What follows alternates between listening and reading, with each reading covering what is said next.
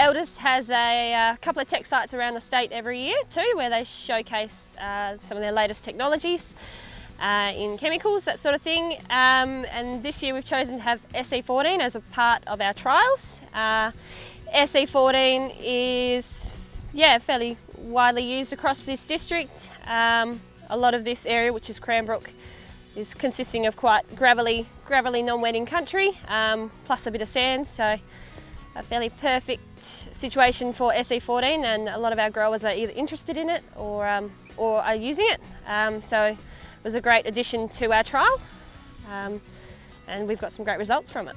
The results we saw was definitely a more crop evenness. There's a bit of unevenness across the trial site, but in the SE14 plots, everything came up at the same time, was very even. And then towards the end of the year, as the ryegrasses started popping out over the top of the barley, we've seen some interesting ryegrass reductions in the SE14 compared to non-wetting spots.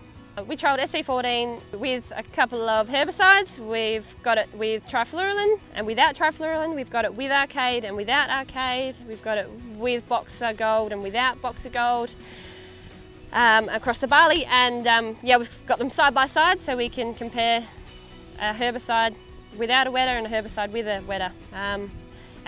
Between them we've been able to see some good reduction in ryegrass populations visually. It was sown early June into minimal moisture.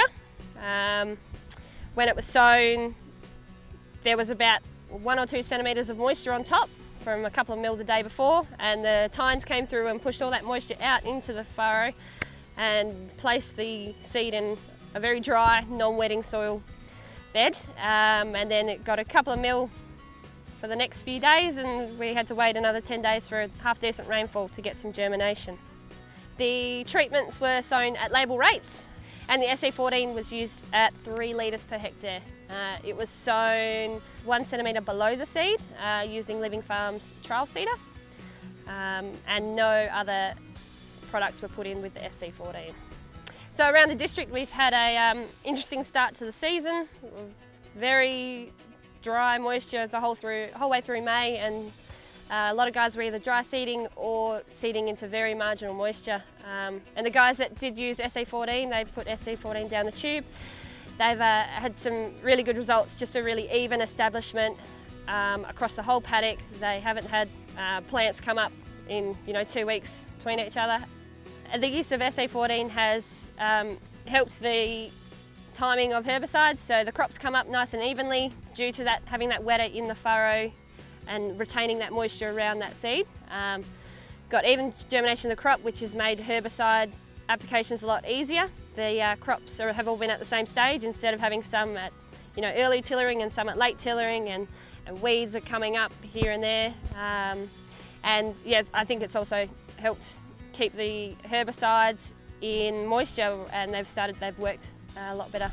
I was quite surprised with the results, especially on this trial site. I wouldn't call this a very non-wetting Cranbrook country. There's a lot of country here I would call more non-wetting, like the non-wetting gravelly country or the sand. So I was quite surprised when we did get a good response from this. And I guess it was just because of that marginal moisture at seeding and marginal moisture after seeding. And it didn't matter what soil type it was, we got a good response from the SE14 because of that tough start.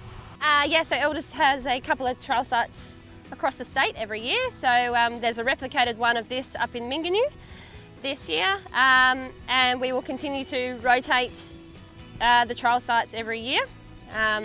So next year it'll be somewhere else across the southern of the state, and it'll be a similar layout, and we will be including SE14 in those trials also.